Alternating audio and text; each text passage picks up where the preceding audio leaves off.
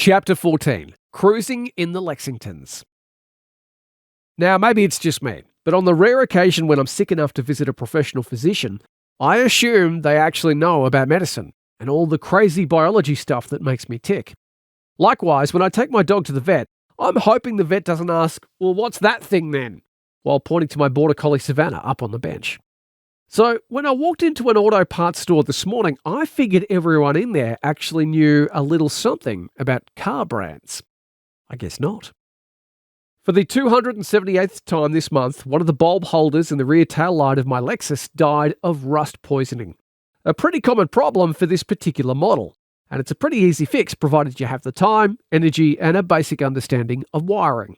Okay, it's actually a Toyota Sora, but in certain parts of the world it's also known as a Lexus SC300. And I quite enjoy telling people that I drive a Lexus, as they automatically think that it's something hideously expensive and not the two-door bronzy thing parked out the front that's falling to pieces on the inside. So I walked into the parts store looking for a bayonet brake light bulb holder. Usually an easy task, but this time around they'd hidden them behind the counter for some reason.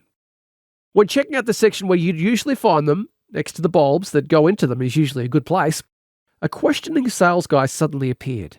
"Can I help you?" "Yeah, I'm looking for a bayonet-style brake light bulb holder."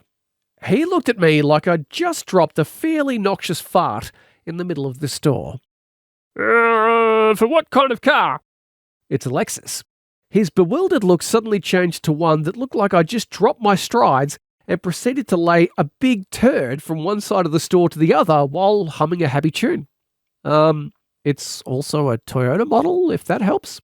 He mumbled something about computers and moved to the counter where he proceeded to hit random keys on the keyboard in the vain hope that the store computer would translate my obviously fever-clad ramblings.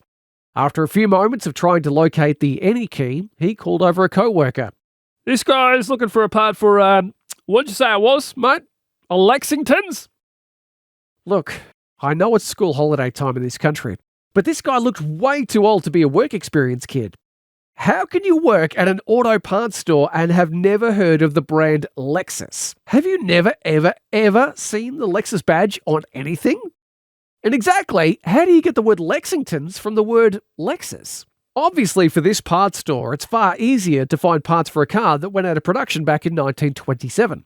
I looked it up. Apparently, there was a brand called Lexington. Than it is to source spare bits for a car that came out the same year Boris Yeltsin became president. That's the year 1991 for those counting at home. I suddenly had images in my head of really ancient drivers with those wispy beards coming in asking for a 5-pound tin of processed corn syrup to hand crank through their Lexington to get to church and back on a Sunday. "You want parts for a Japanese car, you say, governor? Why, are they making cars now?" I must have missed the time warp near the automatic doors when I walked in.